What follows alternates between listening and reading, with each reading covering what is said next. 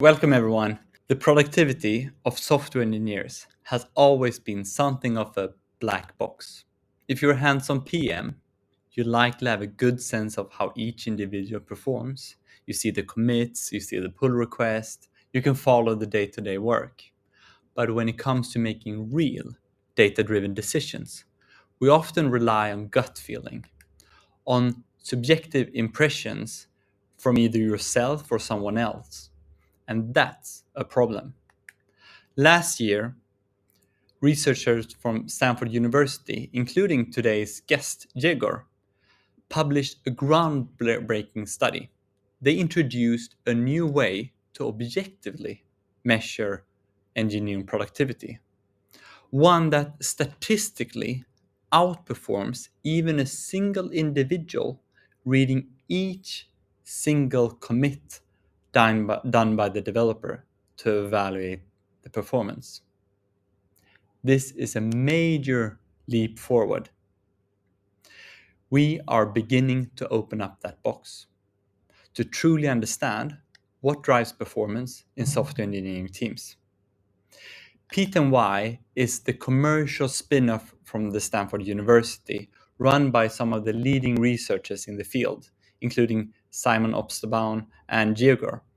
The company owns this groundbreaking technology, and we are now taking our collaboration to the next level through their strategic investment into Proxify.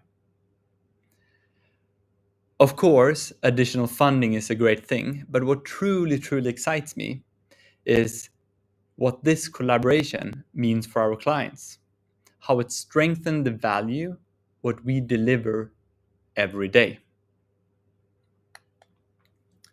The partnership with Pete and Y brings a new level of confidence to our clients. First of all, it enables us to be more transparent about each individual's performance. Our clients can now rely confidently that their Proxify developers consistently deliver a high output.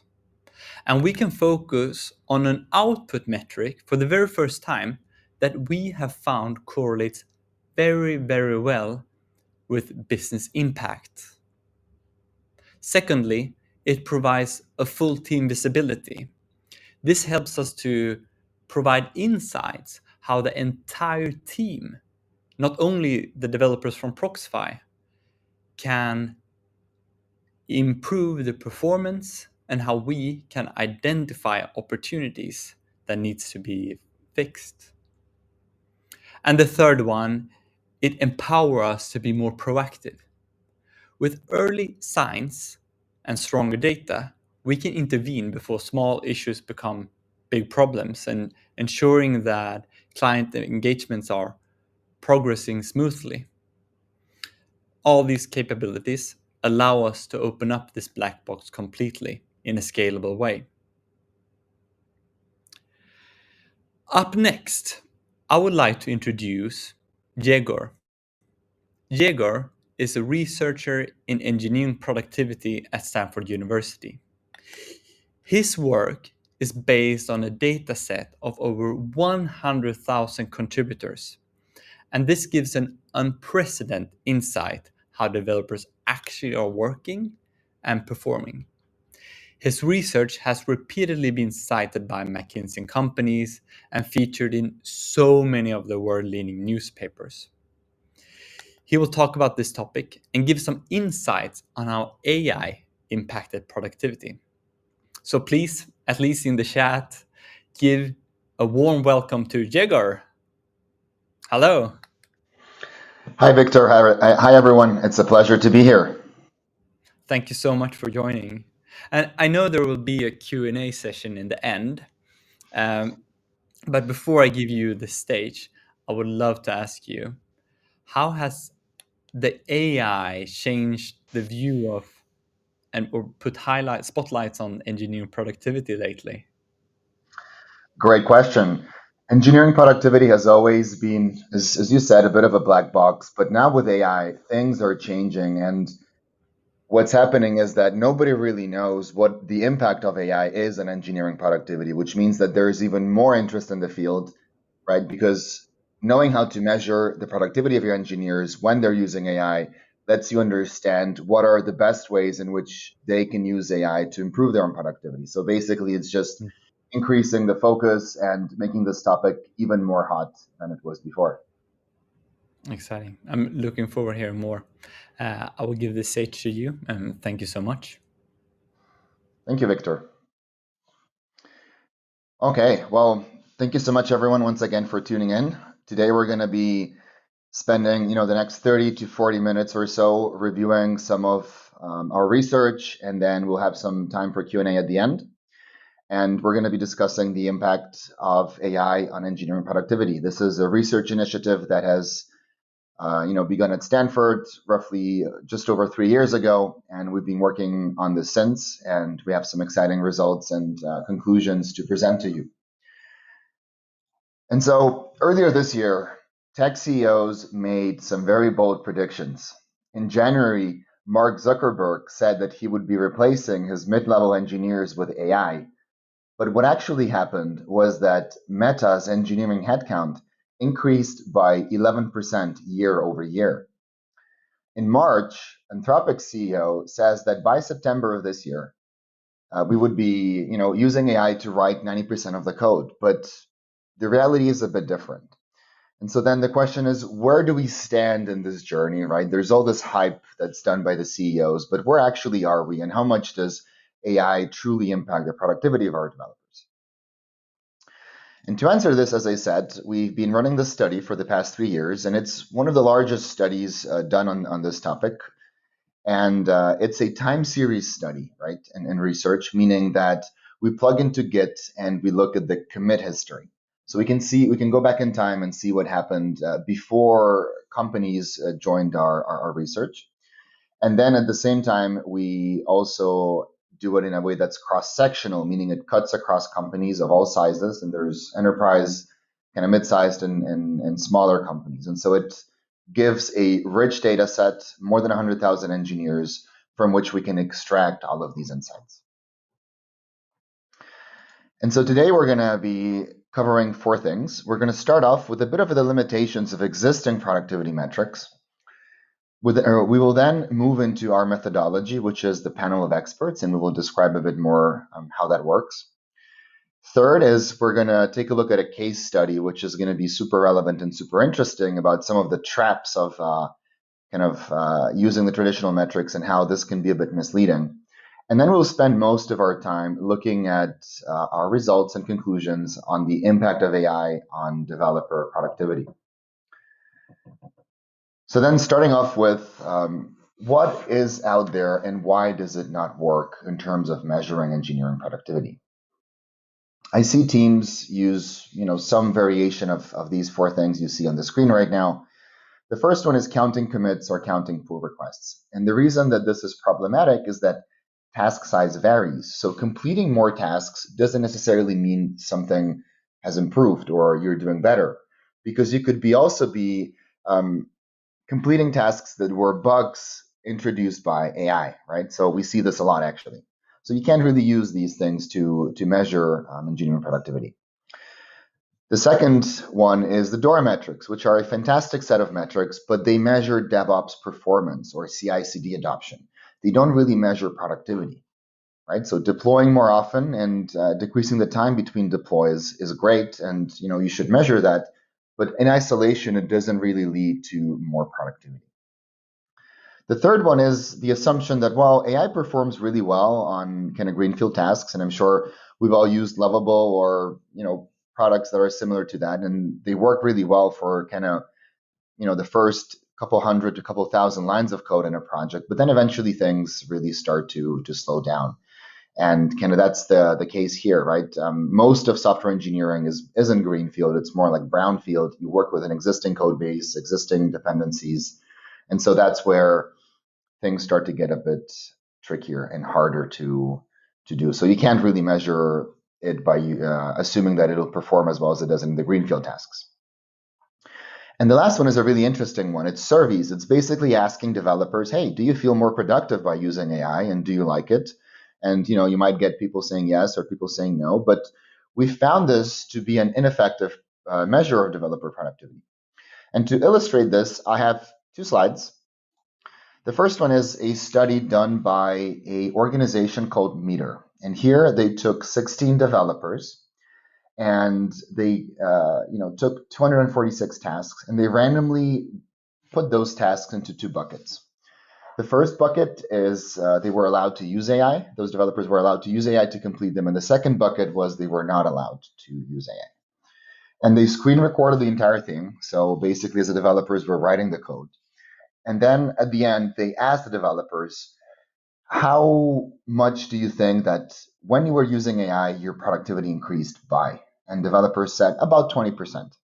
But in reality, what happened is that their productivity or task completion time sort of saw a negative impact of 20%, meaning they took longer to complete the task. And so does this mean that AI is not useful in software engineering? I think not. I think there's two things that explain these results. And the first one is that these participants were very familiar with the repos they were working on.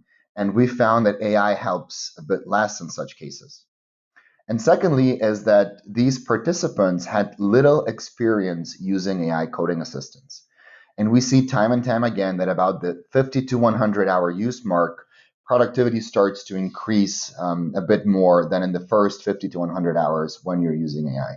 So it's very important to have developers actually use AI just so they get comfortable with it, because eventually they are going to learn when to use it and when to not use it. Another interesting experiment that in this case we ran is we took about 50 developers, 43, and then we asked them to rate themselves in a percentiles from 0 to 100 relative to the global median around how good of a developer they think they are. And then what we did is we measured their productivity and then compared that, right? And so we kind of like asked them on the vertical axis, right? This is their perceived productivity. Then we measured them on the horizontal axis, which is their measured productivity.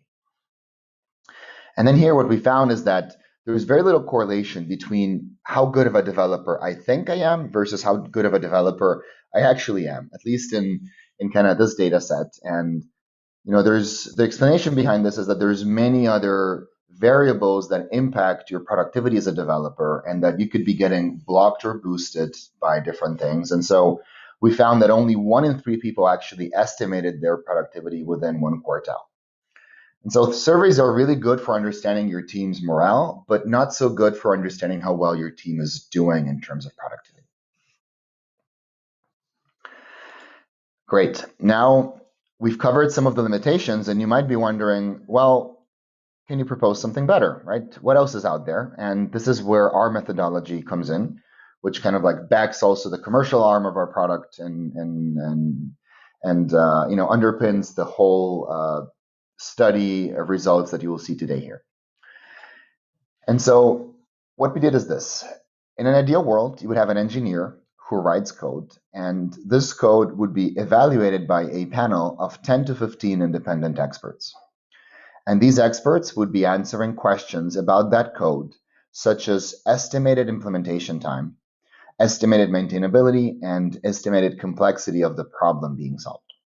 And then this panel would produce an output evaluation. This would be a panel that rates this code independently, meaning kind of they don't talk to each other, they don't share results, so they don't influence each other. And in doing this, we had 3 problems that we had to work through. The first one is, does the panel actually agree with one another, right? Can we get consensus among the raters? And we found that yes, we can. There's quite high consensus.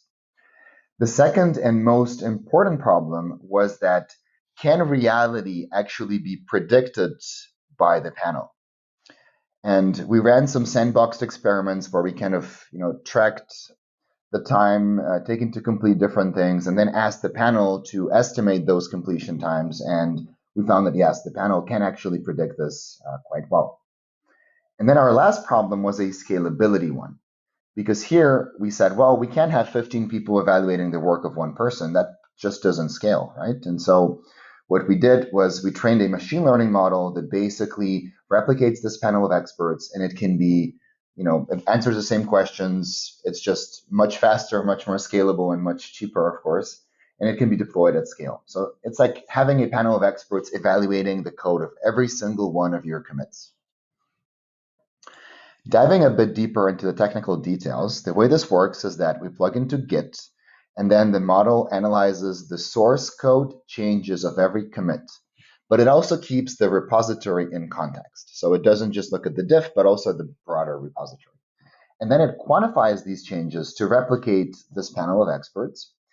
And it combines this kind of like quantification with Git metadata, meaning that in Git, you can see who is the author of every commit, what is the hash key of every commit, what is the timestamp, what is the repo. And so then the output of a team might be the sum total of the quantification of those commits produced by the team, right? And so then you can see here that you will get like an output evaluation, such as the top chart, and then also like a quality score. And there's many other dimensions and kind of data points in different charts that give interesting insights. Great, so then we've seen our methodology, and before that, the limitations. So now let's just leave the theory behind and dive into a case study. So this is a case study from a large company. They had about a couple thousand engineers in the entire company, but we focused on a subset of those, about 350 engineers, so under one vice president. And here, what we did is that this company adopted AI in early May of this year, and they were curious to see what was the impact of AI on the productivity of their engineers. And so the first thing we did, very intentionally also, is to count the PRs, right? And if you recall earlier, I said, well, counting PRs doesn't really you have to be careful with that because it doesn't really mean that you're doing better. And here, this is exactly what we're seeing, because in the pre-AI period, which is kind of in this green-blue color, and relative to the post-AI period, right, we see like a 14% increase. But all this means is that there's just been more PRs, and there is no mention of quality here. It could mean smaller and simpler PRs, which, by the way, AI is really good at doing. And what it definitely means is that the reviewer burden increased, right? Because someone has to review all of those PRs. It's very easy with AI to write a bunch of code, and then who's going to review that? Who's going to make sure that that code is actually high quality, not buggy, and can be merged to production? So we took it a step further, and we analyzed code quality. Here we define code quality more as code maintainability. So basically, think of a panel looking at that code, that commit, and then rating it based on how maintainable, modular, how much does it fit canonical and best practices. It's not so much whether the code meets the specs, but it's rather kind of closer to code smells, if you know what that is. And so here we have the same company, same setup, same period, right? And we have a pre-AI period, which, as you can see, is very stable, right? The line doesn't deviate too much. But in the post-AI period, you can kind of see how the line starts to firstly decrease, right? But secondly, it becomes more erratic. It has higher lows and kind of not higher highs, just like peaks and valleys, right? So like more erratic quality, more variance. And then net in the impact on code quality was actually minus 9%, which was not surprising to me, but really surprised the company we were working with. We then looked at quantifying output, which is really doubling down in our methodology. And here you will see same company, same setup, pre and post AI periods. And what we define as output is basically the quantification of the panel of experts, right? And then this is measured in output units. Think of this as just like a metric that we established, and then you have here kind of the colors in the background. There's the top 25% in purple, the bottom 25% in red, and then the second and the third quartiles in green and yellow. And each bar represents the output delivered that month. And you have 4 types of output: rework, refactoring, added, and removed. And so added is just basically net new functionality. Removed is when you're sunsetting functionality. But then rework and refactoring both means that you're changing existing functionality, but rework means that this functionality is fresh, meaning it was initially committed 3 weeks ago or less, right? And the logic there is that this is wasteful because if you have to change something already 3 weeks after you did it initially, it probably means that you could have slowed down and done it right the first time. And the biggest thing we see here is that rework actually increased by 2.6 times. But then when we look at effective output, it hardly changed, right? And then, so the conclusion here is that rework went up. And if rework goes up, then that means your technical debt might be going up. You might be decreasing, as we saw earlier, the quality of your code base. And, basically, this is not measuring lines of code, as you can see at the bottom, but it's using our metric, right? Which replicates this panel of humans. And so then let's summarize.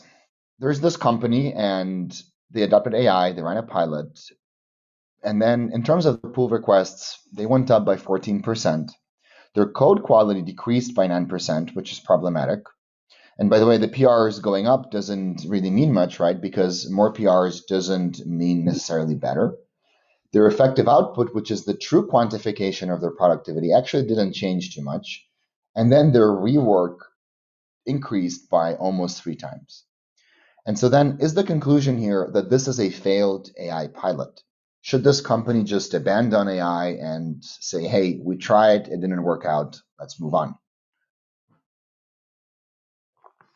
Well, depending on your level of optimism, you might think so, but I would caution before making that conclusion. However, this conclusion is actually being made by some companies in the States. So basically, this is data from the US Census Bureau. It is AI adoption rate. It's very, let's call it macro level. It doesn't specifically look at software engineering. But in any case, you can see that in larger companies, there seems to be a bit of a downtrend in enterprise AI adoption rates. And this, to me, we see this across all the many companies that we work with, right? Where they try AI, it doesn't really quite work out. They spend so much money on it, and then they just say, okay, let's just park it and wait 6 months. But in my opinion, this might be the wrong thing to do. And so let's take a look at how an AI investment cycle looks like. So you have kind of this fear-driven entry, right, where all these headlines trigger organizational FOMO. And FOMO stands for fear of missing out, meaning if I don't adopt AI immediately or right now, then I'm going to get outcompeted by my competitors. And so then this triggers investment, right? There's a rush to adopt AI. And the truth is that we're 3 years into this AI era, but we haven't really figured out how to use it quite yet, right? Things take time. And then number 3 is that there's a measurement void. Companies start experimenting, but they can't really measure if it's working or not, right? And the current metrics, as we saw before, they don't cut it. And so then there was an MIT study released a few months ago, which suggested that 95% of AI initiatives fail to produce ROI. And so then companies are left with 2 options. Should they abandon AI and then miss out on future value? Or should they let AI run wild and then waste resources on unfocused experiments? Now, before we answer that, we're going to switch gears and jump into these macro level results that we see from working across hundreds of companies, where we will understand a bit better the impact of AI on developer productivity and kind of like what is the data telling us and what conclusions can we make from it.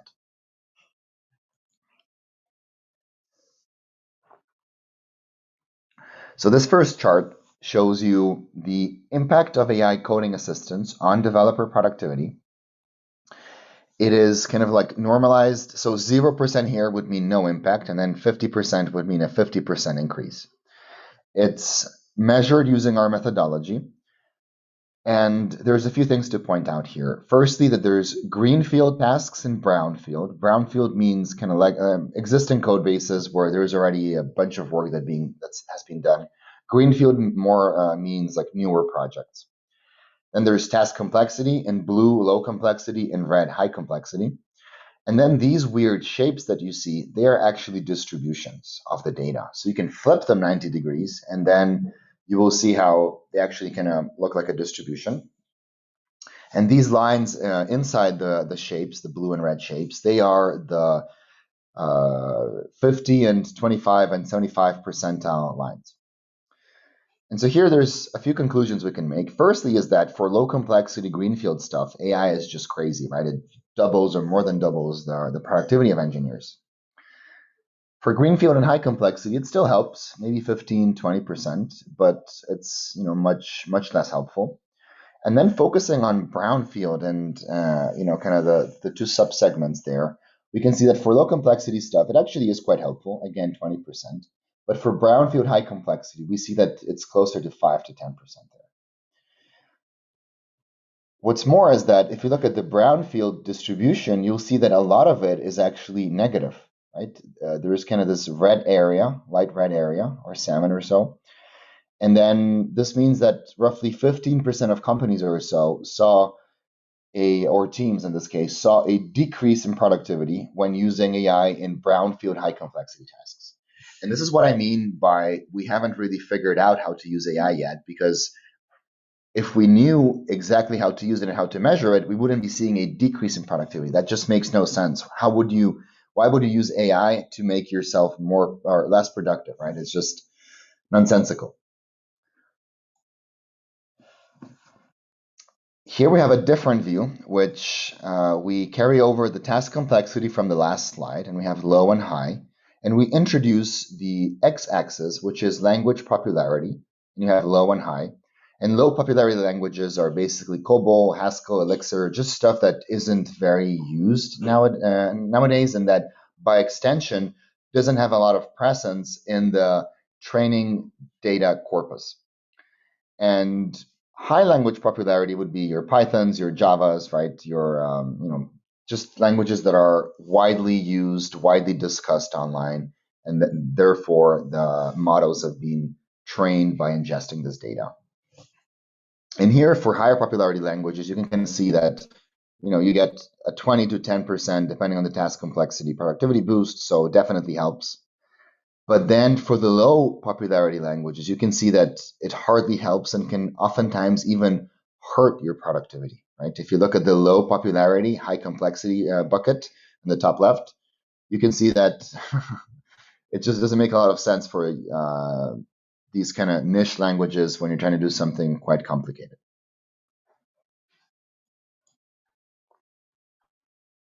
Now, this next slide is super interesting. It shows the model performance of various LLMs compared to the context window length. And so model performance here is defined as a benchmark that was created by this research team that goes beyond the simple needle or multiple needle in a haystack type of retrieval tasks.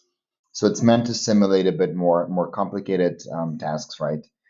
And then what we can see is that at 32,000 tokens, most of the previous generation models already saw a 50% performance loss at that token context length. And just for reference, I have very often tracked how many tokens I use per one query of a coding assistant, an agent, right? Like Cursor and GitHub Copilot. And sometimes one single query takes me to 50 to 80,000 tokens. And in fact, I've had it gone as high as 300,000 tokens for one single query. And so here you can kind of see that Gemini 1.5 Pro, for example, had a 2 million context window. They actually decreased this to 1 million for Gemini 2.5 Pro because I think they realized it was a bit, too much marketing and too little results. But the point there is that basically just by using 2% of the Gemini 1.5 Pro context window, you are already seeing a 50% performance loss, right? So some food for thought in the sense that there's a lot of context window, they call it context window rot, right? Which impacts the performance of our models, which then makes it hard for models to perform in larger code bases.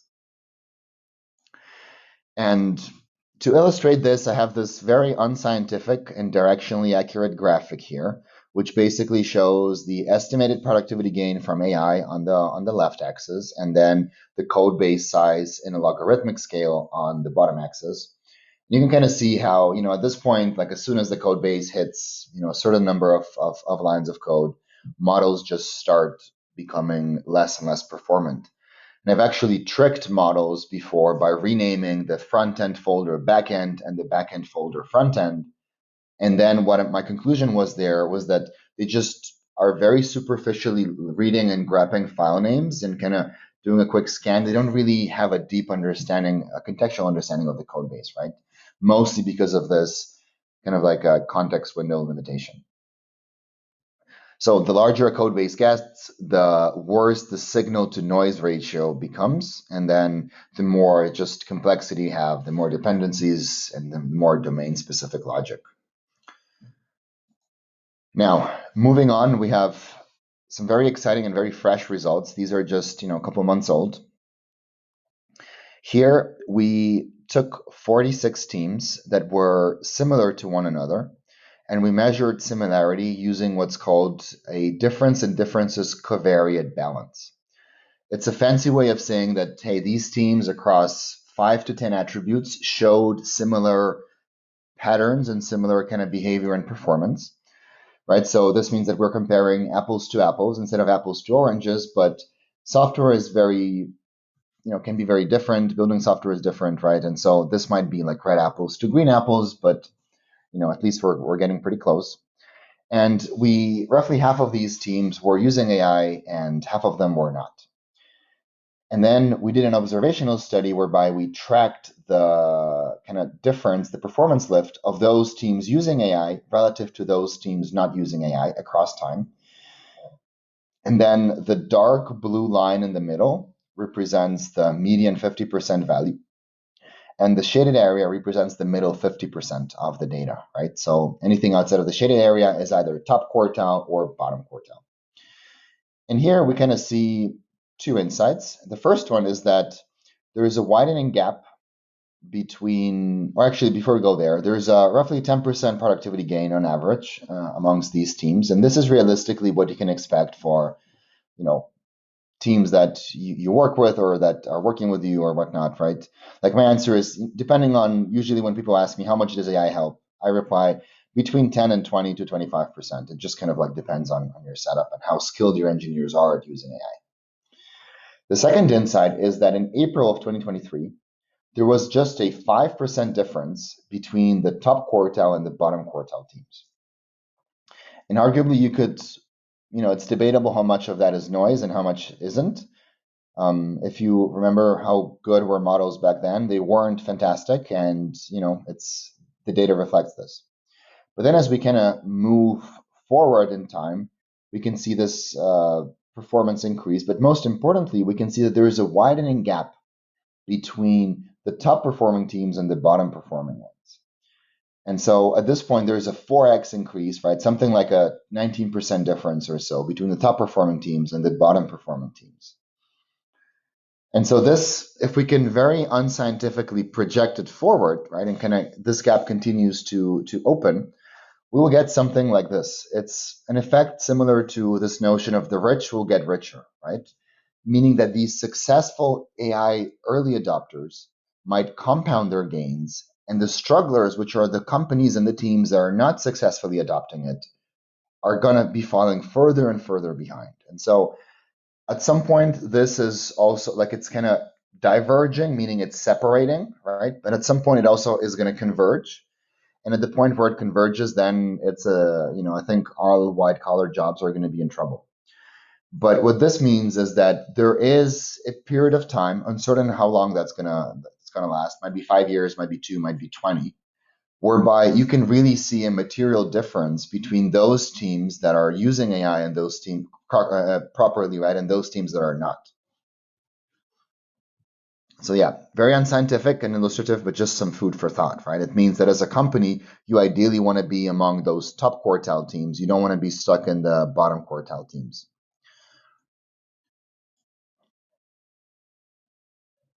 So then, as a company, you might be faced with three choices, right? The first one might be, well, I'm just going to reduce my engineering headcount. I'm going to replace AI with everyone because I've read on Twitter and, Elon Musk or whoever said that this is what I was going to do.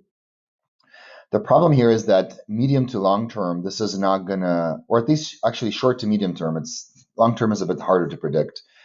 It's not going to work out because my expectation is that the demand for software will explode, right? And so you won't be able to keep up.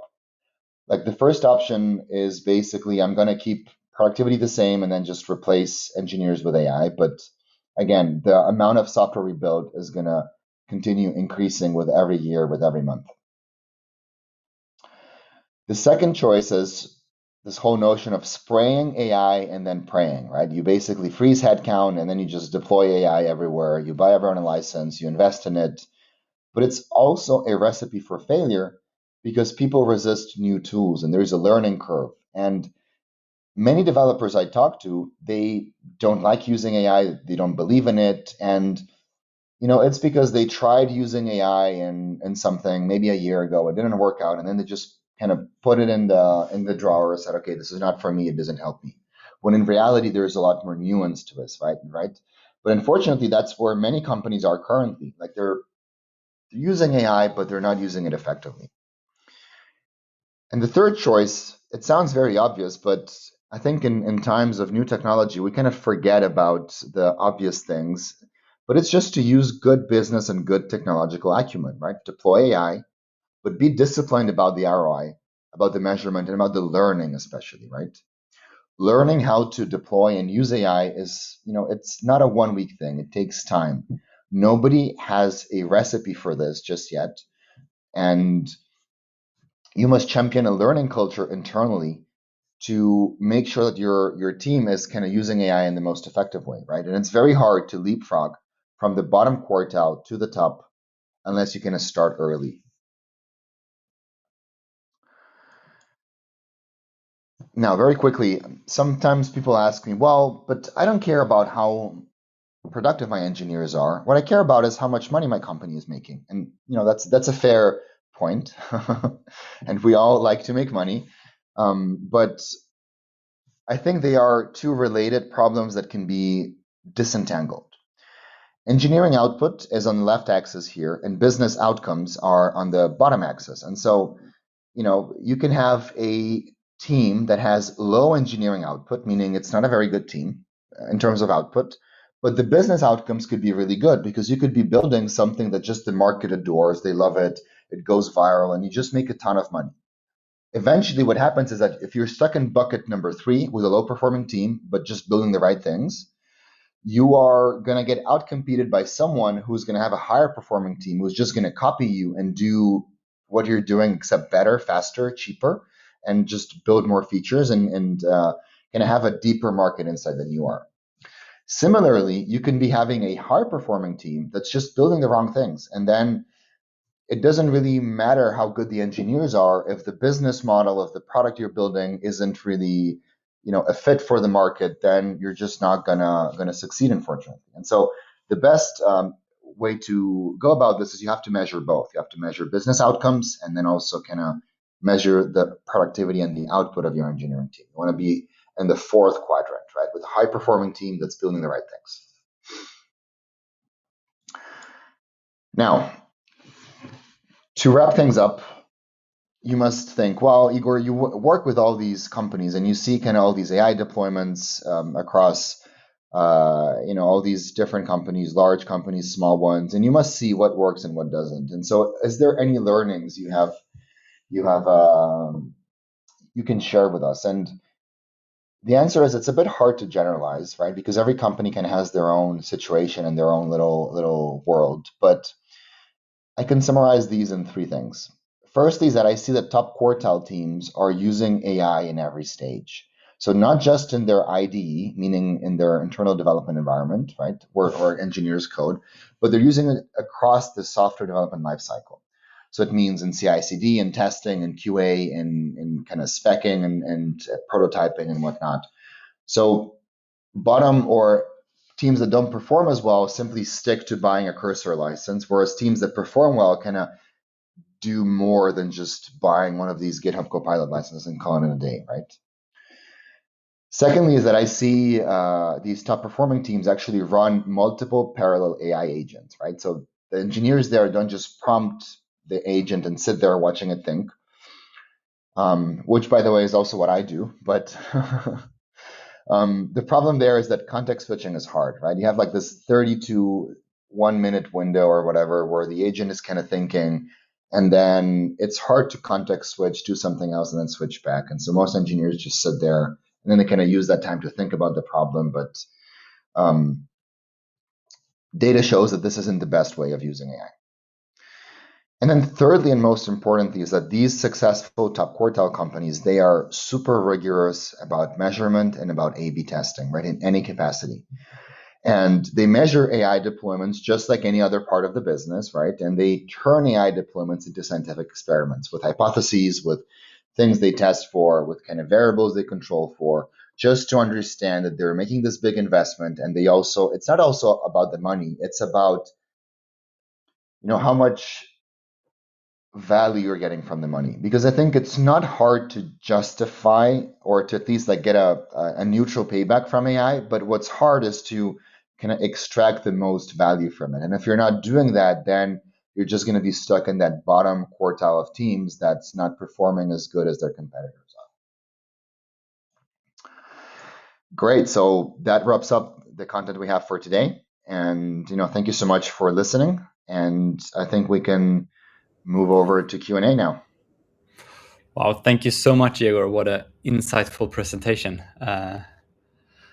I think every executive and member of R&D organization should watch this. We have had a lot of questions, and for you who joined through LinkedIn live stream or the YouTube live stream, unfortunately, you haven't had this Q&A opportunity. This one is the part of the Vimeo live stream, if you wonder what toolbar I was referring to. I will bring up a few of the questions, and we can start with the one from Andreas. Is the productivity gain related to the loss in code quality? Or sorry, related to the loss in code quality? Are teams becoming more productive, sacrificing code quality? That is an exceptionally good question.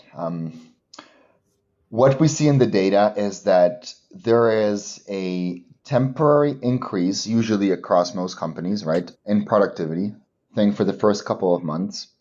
But what that creates is it creates technical debt and a decrease in code quality, which then means that for the subsequent months, your productivity slows down because you're stuck dealing with all this lower quality code and bugs you've introduced earlier on.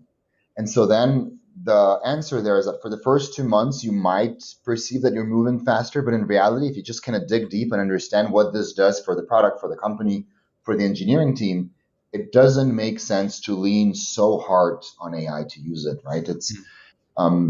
It's more like around, and of course, this is going to change and it does improve and whatnot. But at this point, it's more around learning when to use AI and when to not use AI. And there's certain things in which AI helps and certain things which AI doesn't help. But as an engineer, as an engineering leader, you're only going to know that if you are yourself using the tools and kind of realizing where it gives you good code versus bad code. It's not about just like using it for everything or never using it, right? So kind of like that delimitation is always evolving and changing. And so the only way you can really have a good sense where that kind of limit stands is by constantly, using AI and then growing your skill set and your knowledge as the models improve. Great. And we will bring up the second question. And this one is from Leonard. Is the major discrepancy between perceived versus actual productivity gain between the agent mode and just a simpler autocomplete? What is your view here? Yeah, that's a that's a fantastic question as well. So I think we haven't studied the perceived productivity gains.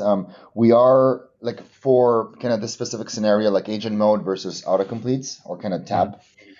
We are working on a paper which consumes the API from these kind of coding assistants to then clearly show this effect, but we're not there yet. So I can just give you my opinion and my thought. It's not supported by data just yet. I would say that most senior engineers like using kind of the autocomplete a bit more than kind of the agent mode. I would say that the agent mode is probably best used for when you have a simpler task that you can explain clearly and delineate.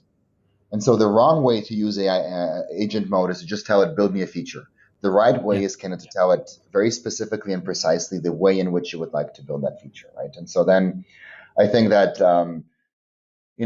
the autocompletes are great. They're not that impactful, right? Maybe a couple of percentage points. And the real prize maybe lies in agent mode, but then it lies in knowing exactly when to use agent mode and when not to use it. If that makes All right. sense. Yeah, talking about if it's written by AI or not, are you able with your tool to distinguish if it's written by AI or a human?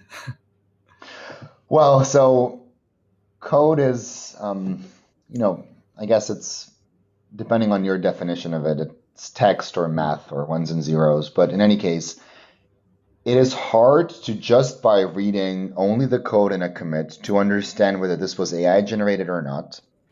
And so what we rely on is on consuming the APIs of the coding assistants that then sometimes tell you for this code commit with this hash key, there were these changes done, right? And so Oh. what this means is that retroactively, we cannot look at code and then classify it as AI versus non-AI. Hmm. This, I mean, at least not for code commits. I think there are ways in which you get like a ton of code, like think maybe hundreds of lines or so, that there might be some signal in there, but it's definitely not a solved problem. And this reminds me of just all these kind of companies that are trying to or marketing these kind of detective that text was generated by AI. Like there's certain patterns which you can use, but they're not super reliable. And so then from a scientific perspective, it's not it's definitely not a solved problem. There is some math you can do behind the scenes, but it's kind of hard. So yeah. Thank you for sharing. We will bring up two more questions. And we had one from an anonymous regarding being monitored as a tool. Like, won't engineers feel like they're being monitored by their employers? Like, how do you how do you adopt such a tool and include the team to this? Sure. I mean, it's a question of concern for sure. Mm. And the reality is that you can't improve what you can't measure. And so, by way of background, I'm a former athlete, competitive, right? And as an athlete, you measure everything. You measure kind of like your food, your sleep, your activity, everything. Because if you're not measuring, you cannot improve.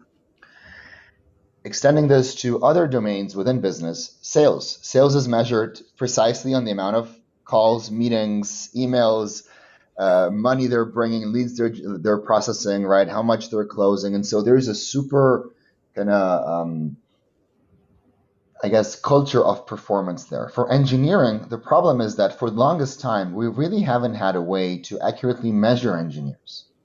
And so then the argument for the past, what is it, 50, 70 years has been, well, since we can't measure it, we're not gonna use anything because it's just counting lines or counting commits doesn't really make sense.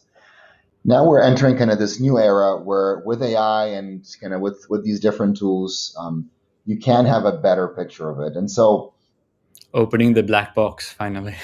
exactly. And so then it definitely still is a topic of concern. But my guidance there would be like kind of build trust in the team first. At some point, engineers do want to be rewarded and I guess recognized for the work they're doing. And what happens is that oftentimes engineers can see their own work being reflected there, right?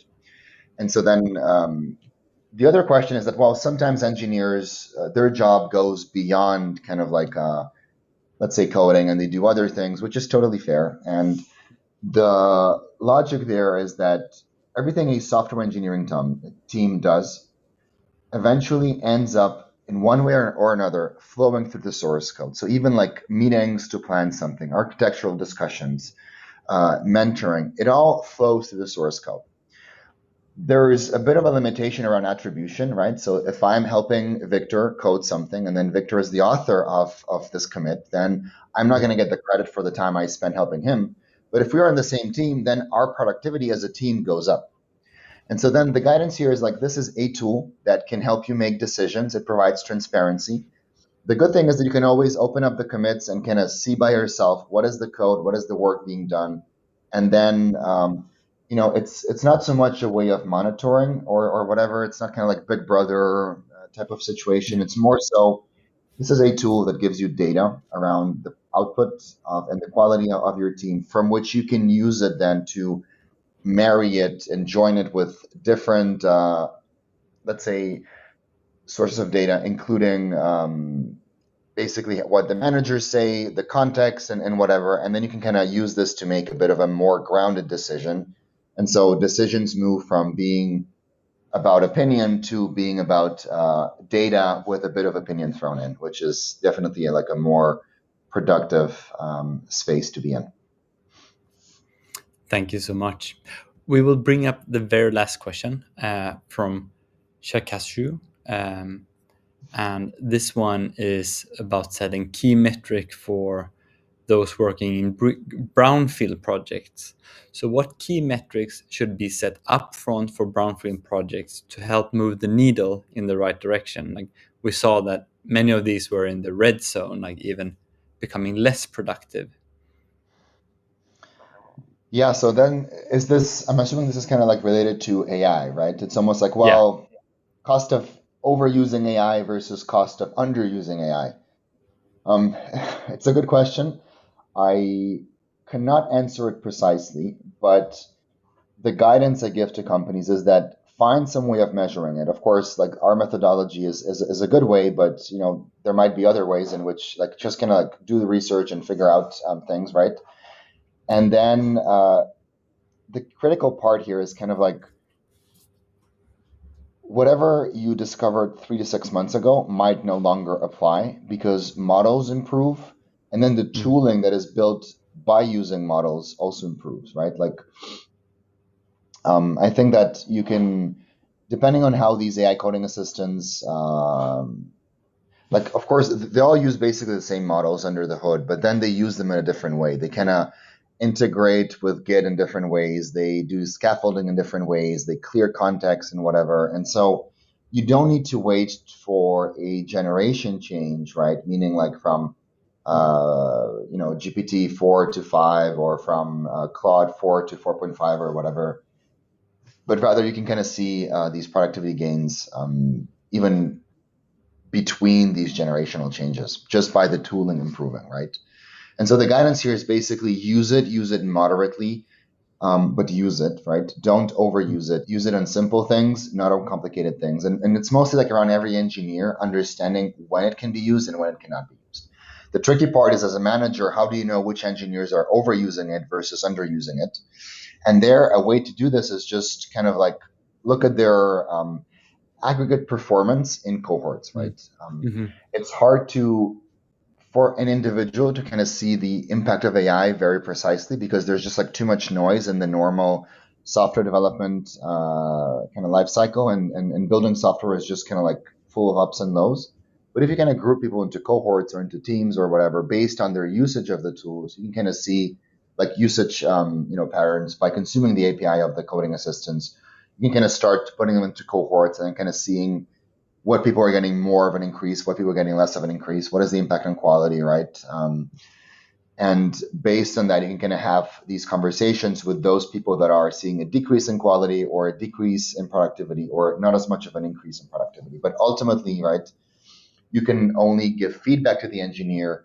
It depends on each individual engineer to understand what problem are they dealing with and whether they Mm. should be using AI for this problem or not, and what is the extent that they should be using AI for, right? And again, just to double down on this, the big learning is assumptions from 6 months ago no longer hold, even from 3 months ago, right? It's just like it's always evolving, and the best way to just kind of like continue using it in a way that makes sense, and then just kind of like flag those people that aren't maybe getting the most out of it to see like what are the people that are getting a lot out of it, what can they teach to those people that are Yeah. struggling a bit, and kind of cross pollinating some things around.